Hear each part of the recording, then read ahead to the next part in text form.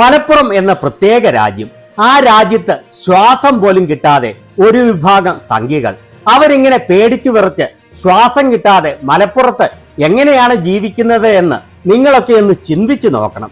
നമ്മുടെ പള്ളയത്തള്ളു നടേശന്റെ വായിൽ നിന്ന് വന്ന വിലയേറിയ വാക്കുകളാണ് ഇത്. ഒരു രാജ്യത്തിന്റെ അകത്ത് മറ്റൊരു രാജ്യമാണോ അതോ സംസ്ഥാനമാണോ എന്ന് വെള്ളാപ്പള്ളിക്ക് വ്യക്തമായി പറയാനാവുന്നില്ല. ആ രാജ്യത്ത് ശ്വാസം കിട്ടാതെ ജീവിക്കുന്ന സംഘികൾ, ശ്വാസമില്ലാതെ ഒരു മനുഷ്യന് ജീവിക്കാനാവില്ല. അപ്പോൾ ശ്വാസം കിട്ടാതെ ജീവിക്കുന്ന ഈ സംഘികൾ മനുഷ്യർ അല്ല എന്ന് നമുക്ക് ഉറപ്പിക്കാം. വെള്ളാപ്പള്ളി തന്റെ തിരുവായ തുറന്ന് ഉരുവിടുന്ന വാക്കുകൾ കേട്ടുകൊള്ളൂ. ഇയാൾ പറയുന്നത് മനസ്സിലാക്കാൻ വളരെ വിഷമമാണ്. 8ഉം 10ഉം പ്രാവശ്യം കേട്ട് കഴിഞ്ഞപ്പോഴാണ് അല്പമെങ്കിലും എനിക്കൊന്ന് മനസ്സിലായത്. അതുകൊണ്ട് നിങ്ങൾക്ക് മനസ്സിലാകുന്നില്ലെങ്കിൽ ദയവായി ഇയാൾ പറയുന്ന ഭാഗം റീപ്ലൈ ചെയ്ത് വീണ്ടും വീണ്ടും കേൾക്കാൻ മറക്കരുത്. നിങ്ങളുടെ പ്രത്യേക ഒരു രാജ്യത്തിൻ്റെ ഇടയിൽ മറ്റൊരു ആളുകളുടെ ഇടയിൽ എല്ലാ തിക്കും നോട്ടും ഞോടും ഒക്കെ മേടിച്ച് ഇങ്ങനെ ഭയന്നും ഒക്കെ ജീവിക്കുന്ന ആളുകളാണ്. പ്രത്യേകിച്ചും ഒരു സ്വതന്ത്രമായൊരു വായു ശ്വസിച്ചുകൊണ്ട് മലപ്പുറത്ത് നിങ്ങൾക്ക് ജീവിക്കുവാൻ സാധിക്കുമെന്ന് എനിക്ക് തോന്നുന്നില്ല. സ്വതന്ത്രമായൊരു അഭിപ്രായം പറഞ്ഞു പോലും ജീവിക്കാൻ നിങ്ങൾക്ക് സാധിക്കില്ല. മലപ്പുറം ഒരു പ്രത്യേക രാജ്യമാണ്, പ്രത്യേക ചില ആളുകളുടെ സംസ്ഥാനമാണ്. അതുകൊണ്ട് തന്നെ എന്ത് പറ്റി, ഇന്ത്യക്ക് സ്വാതന്ത്ര്യം കിട്ടി ഇത്രയും നാളായിട്ട് പോലും സ്വാതന്ത്ര്യത്തിൻ്റെ ഗുണഫലങ്ങളുടെ ഒരംശം പോലും ഈ പിന്നോക്ക വിഭാഗങ്ങൾക്ക് മലപ്പുറത്ത് ലഭിച്ചിട്ടുണ്ടോ? പ്രത്യേക ഒരു രാജ്യത്തിന്റെ ഇടയിൽ മറ്റൊരു ആളുകളുടെ ഇടയിൽ എല്ലാ തിക്കും നോടും മേടിച്ച് ഇങ്ങനെ ഭയന്നും ഒക്കെ ജീവിക്കുന്ന ആളുകളാണ്. പ്രത്യേകിച്ചും സ്വതന്ത്രമായി വായു ശ്വസിച്ച് മലപ്പുറത്ത് സംഘികൾക്ക് ജീവിക്കാൻ സാധിക്കുമെന്ന് വെള്ളാപ്പള്ളിക്ക് തോന്നുന്നില്ല.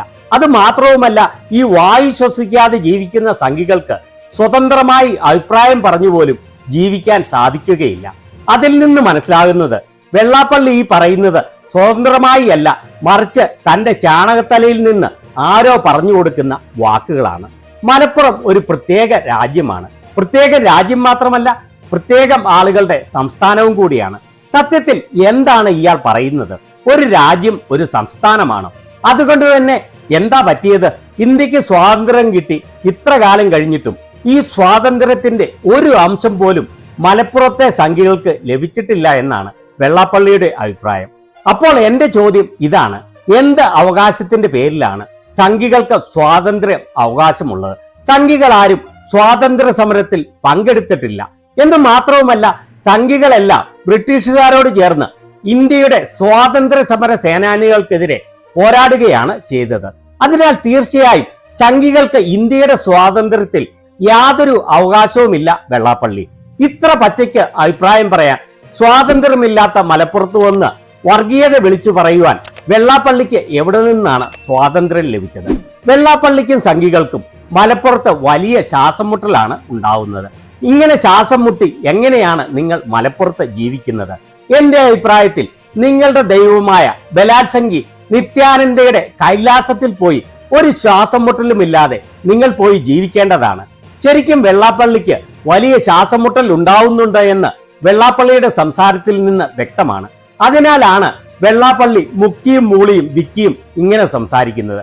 പക്ഷെ വെള്ളാപ്പള്ളിയുടെ ഈ ശ്വാസം മുട്ടൽ മലപ്പുറത്ത് വരുമ്പോൾ മാത്രമല്ല, ജീവിതത്തിൽ മൊത്തം ഉള്ളതാണ് എന്നുള്ളതാണ് വസ്തുത. വെള്ളാപ്പള്ളിക്ക് മലപ്പുറത്തെ കുറിച്ച് എന്താണ് അറിയാവുന്നത്? രാജ്യസ്നേഹികളുടെ നാടാണ് വെള്ളാപ്പള്ളി മലപ്പുറം. അല്ലാതെ ഇന്ത്യയെ ഒറ്റിക്കൊടുത്ത സവർക്കറുടെ പിൻഗാമികളായ സംഘികളുടെ നാടല്ല മലപ്പുറം. മലപ്പുറത്ത് 70% മുസ്ലിങ്ങളാണ് ഉള്ളത്.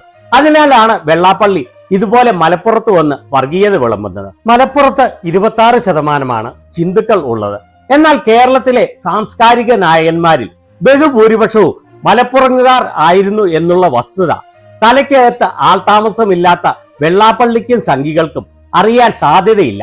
ഈ വെള്ളാപ്പള്ളിക്കും സംഘികൾക്കും അറിയുന്നതിനു വേണ്ടി മലപ്പുറത്ത് ജനിച്ചു വളർന്ന് ജീവിച്ച ഇന്ത്യയിലെ പ്രമുഖ സാംസ്കാരിക നായകന്മാർ ആരൊക്കെയാണെന്ന് കേട്ടുകൊള്ളൂ. ആധുനിക മലയാള സാഹിത്യത്തിന്റെ പിതാവായ തുഞ്ചത്തെഴുത്തച്ഛൻ, വള്ളത്തോൾ നാരായണ മേനോൻ, നാരായണീയം എഴുതിയ പ്രമുഖ സംസ്കൃത പണ്ഡിതനായിരുന്ന മേൽപ്പത്തൂർ നാരായണ ഭട്ടതിരി, പൊന്നാനിയിൽ നിന്നുള്ള സാഹിത്യ നിരൂപകനും എഴുത്തുകാരനും ഭാഷാ പണ്ഡിതനുമായിരുന്ന കുട്ടിക്കൃഷ്ണ മാരാർ, ഒരു വിലാപം എന്ന പ്രമുഖമായ കവിത എഴുതിയ PC ബാലകൃഷ്ണ പണിക്കർ, കവിയും എഴുത്തുകാരനും സാമൂഹിക പരിഷ്കർത്താവുമായിരുന്ന ഇടശ്ശേരി ഗോവിന്ദൻ നായർ, മലയാള സാഹിത്യത്തിലെ മുടിചൂടാ മന്നനായിരുന്ന ഉറൂബ് എന്ന തൂലികാനാമത്തിൽ അറിയപ്പെട്ടിരുന്ന PC കുട്ടിക്കൃഷ്ണൻ, ഇവരെല്ലാം മലപ്പുറത്ത് ജനിച്ചു വളർന്ന് ജീവിച്ച കേരളത്തിലെയും ഇന്ത്യയിലെയും സാമൂഹിക സാംസ്കാരിക രംഗത്ത് വലിയ സംഭാവനകൾ നൽകിയ ഹൈന്ദവർ ആയിരുന്നു. ഇനി ഇതാ മലപ്പുറത്ത് ജനിച്ചു വളർന്ന് ജീവിച്ച പ്രമുഖരായ മറ്റു ചില ആളുകൾ. കേരള പാണിനി എന്നറിയപ്പെട്ടിരുന്ന മലയാളം കവിയും ഭാഷാ പണ്ഡിതനുമായിരുന്ന AR രാജരാജവർമ്മ, സംസ്കൃത വ്യാകരണ പണ്ഡിതനും ജ്യോതിശാസ്ത്രജ്ഞനും മാത്തമാറ്റീഷ്യനുമായിരുന്ന അച്യുത പിഷാരടി, കവിയും എഴുത്തുകാരനുമായിരുന്ന അക്കിത്തം അച്യുതൻ നമ്പൂതിരി, ചിത്രകാരനായിരുന്ന അക്കിത്തം നാരായണൻ, ആർട്ടിസ്റ്റ് നമ്പൂതിരി, നാലപ്പാട്ട് ബാലാമണിയമ്മ, നാടകകാരനും നോവലിസ്റ്റും കവിയുമായിരുന്ന ചെറുകാട് മെട്രോമാൻ E ശ്രീധരൻ, കേരളത്തിലെ ആദ്യ മുഖ്യമന്ത്രിയായിരുന്ന EMS നമ്പൂതിരിപ്പാട്, കവിയായിരുന്ന ഇടശ്ശേരി ഗോവിന്ദൻ നായർ, മജീഷ്യൻ ഗോപിനാഥ് മുതുകാട്, ജ്യോതിശാസ്ത്രജ്ഞൻ ഗോവിന്ദ ഭട്ടതിരി, പ്രമുഖ മോഹിനിയാട്ടം കലാകാരി കലാമണ്ഡലം കല്യാണിക്കുട്ടിയമ്മ, കമലാസുരയ്യ എന്ന മാധവിക്കുട്ടി, കേരള കാളിദാസൻ എന്നറിയപ്പെട്ടിരുന്ന മലയാള കവിയും ട്രാൻസ്ലേറ്ററുമായിരുന്ന കേരളവർമ്മ വലിഗോയി തമ്പുരാൻ, അങ്ങനെ എണ്ണിയാൽ ഒടുങ്ങാത്ത ഹൈന്ദവരായ പ്രമുഖ വ്യക്തികളെയാണ് മലപ്പുറം ജില്ല കേരളത്തിനും ഇന്ത്യക്കും സമ്മാനിച്ചിട്ടുള്ളത്.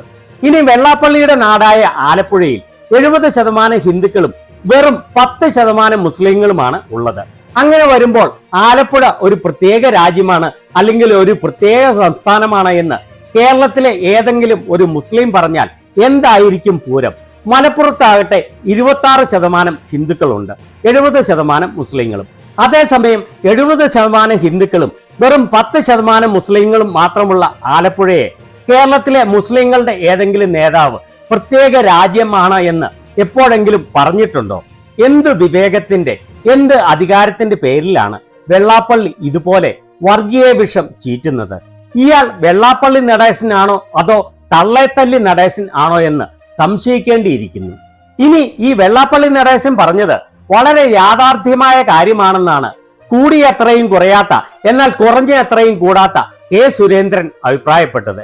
ഈ K സുരേന്ദ്രന്റെ പാർട്ടിയിലെ അംഗവും മഹാരാഷ്ട്രയിലെ മന്ത്രിയുമായ നിതേഷ് റാണെ വയനാടിനെ കുറിച്ച് പറഞ്ഞത് വയനാട് പാകിസ്ഥാൻ ആണ് എന്നാണ്. അങ്ങനെ പറഞ്ഞതിനെ അപലപിക്കാൻ ഉള്ളിസുര ഒരിക്കലും തയ്യാറായിട്ടില്ല. വയനാട് പാകിസ്ഥാൻ ആയതിനാലാണ് രാഹുൽ ഗാന്ധി അവിടെ മത്സരിച്ചത് എന്നാണ് ഈ സംഘിമന്ത്രി പണ്ട് പറഞ്ഞത്. K സുരേന്ദ്രനും വയനാട്ടിൽ മത്സരിച്ചിരുന്നു.